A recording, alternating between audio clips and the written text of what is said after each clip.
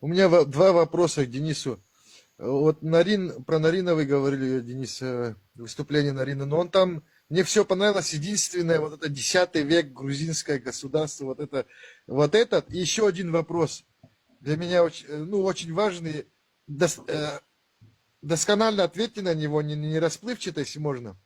Вот когда можно назвать вот этот переход с Абхазского царства, Сакартвельск, ну, царство Сакартвела или Грузия, я Не не было. знаю. Когда вот эти века можете назвать? Это второй вопрос. И первый вопрос про Нарина. Ну, что касается, в принципе, он все сказал правильно, если честно. Что Ну, касается С периода Баграта периода. второго? Значит, смотри, мы вообще, когда говорим о государстве, дело в том, что багратиды, ты знаешь, я обычно использую термин государство багратидов, более такой нейтральный термин, потому что дело тут в чем? Обычно грузины говорят, Баграт объединил Грузию. Ну, во-первых, откуда это вообще взято? Если мы откроем любой документ того периода, исторического периода, да, значит, там идет речь о 5 том, секунд, Денис, пожалуйста, по 5 секунд тебе переведу. Дармоеды, 40 человек сидите, поставьте лайки, пожалуйста, чтобы у нас чуть эфир пошевелился. Пожалуйста, мои любимые дармоедики. Поговори, Денис. значит, там какая была история. Баграт присоединил Таук-Ларджети к Абхазии. И то не все, кстати, потому что часть Таук-Ларджети отошло в Византийской империи. То есть часть территории владений своего отца он присоединил к Абхазии. Не наоборот, потому что Таук-Ларджети это по большому счету было грузинское государство.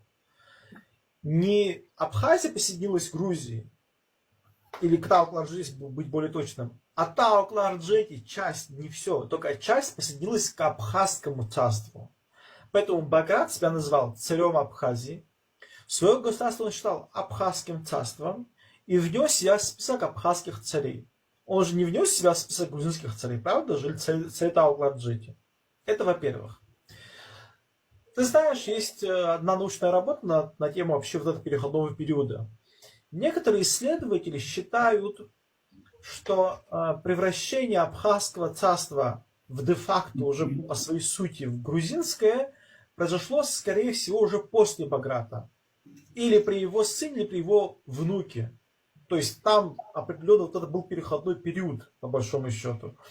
И поэтому уже в эпоху правления Давида Строителя, царицы Тамары, понимаешь, это А как государство называлось, Денис?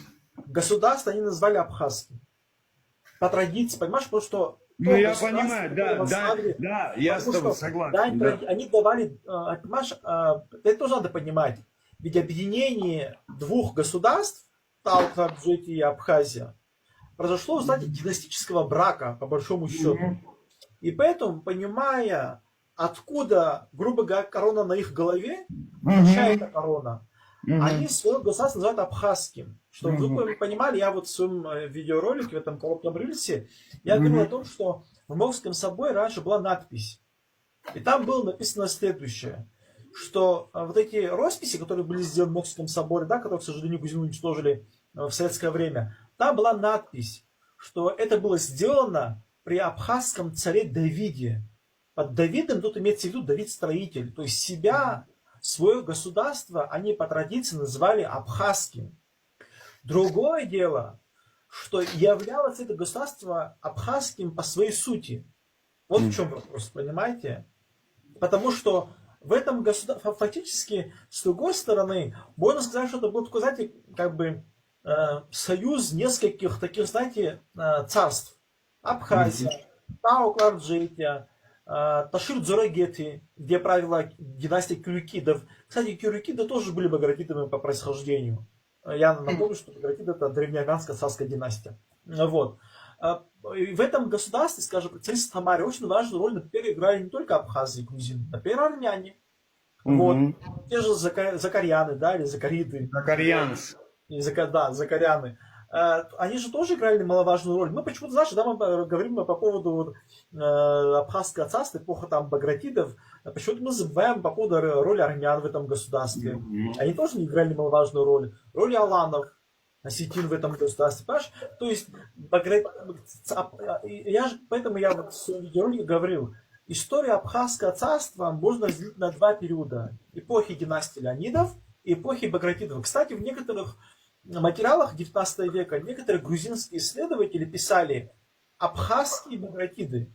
Вот так они писали. Не грузинские, а абхазские Багратиды. Вот и все. Ясно дело, что в этом государстве абхазы тоже играли определенную роль. Ведь царица Тамара своего сына назвала Лаша, да, абхазским именем. Потому что абхазы в этом объединенном государстве, большом государстве, где жили армяне, грузины, кипчаки, которых переселили в Грузию, а там, я знаю, осетины, мигрелы, сваны, они играли в этом государстве важную роль.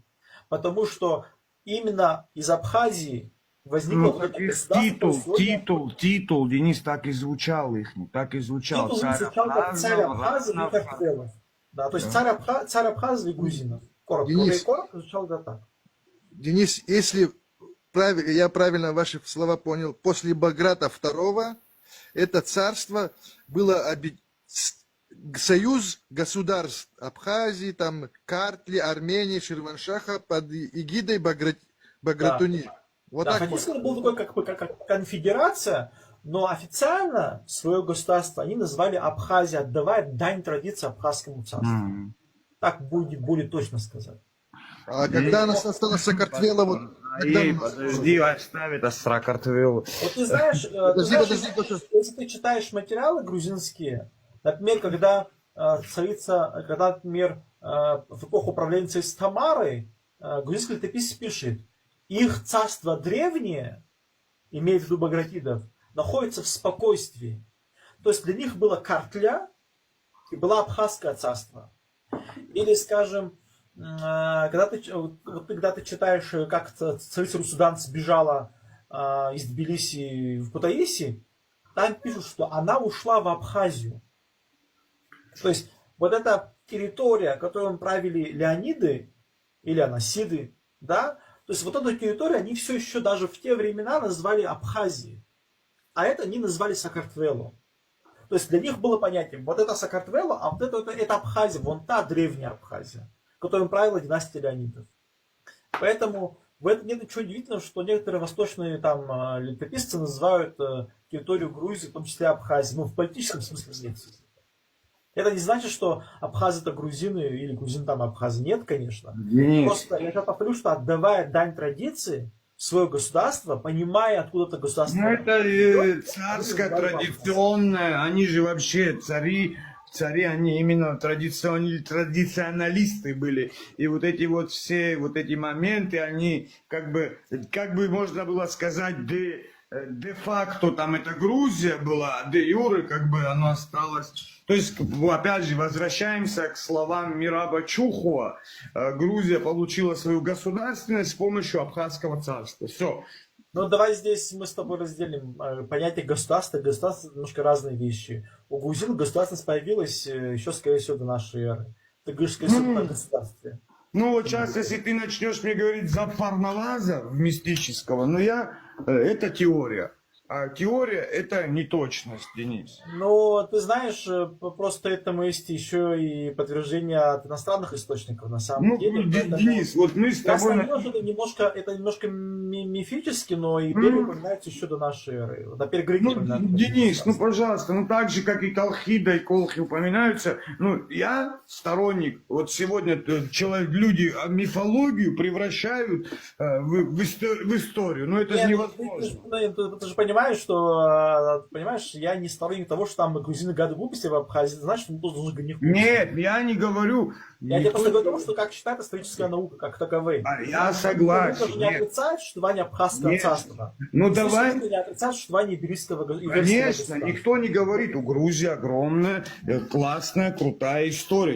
Я лично не сторонник оборовывать грузинской истории. Есть, ихняя. Я наоборот всегда говорю, ребят, у вас крутая, классная история, не надо лезть в другие, воровать чужое, присвоивать там и рассказывать, что это Послушай, ваше. есть Грузия, Мингрелия, Абхазия, Кахет и так далее. Ну, послушай, тут князь какой-то появился. Послушай, князь, в эпоху управления царства Тамары часть армянских земель входили в состав этого государства. Тот же Тишир-Дзерагет, да, где правила Кирюкиды. Это тоже боковая ветвь в армянской династии Багратуни или Багратидов. Ты хочешь сказать, что Армения тоже Грузия? Не говори. Вы не понимаете, что вы несете какую-то чушь просто-напросто. Да ты даже понимаешь слово апсу, из чего образовывается от слова... Ты знаешь, что они не понимают? Они не понимают, что Не понимаю.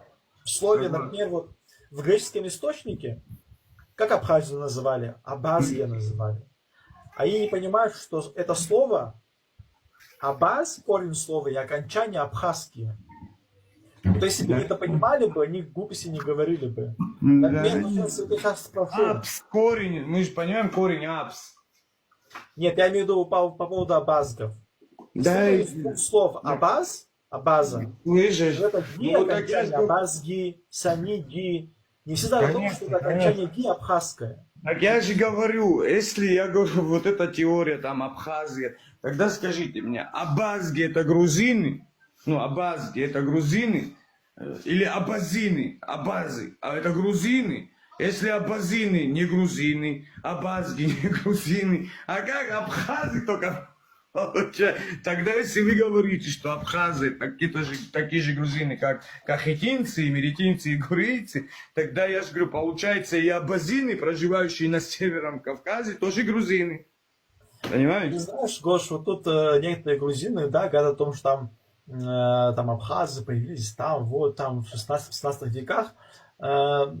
Кстати, есть один источник, самое-самое начало, получается, 15 века.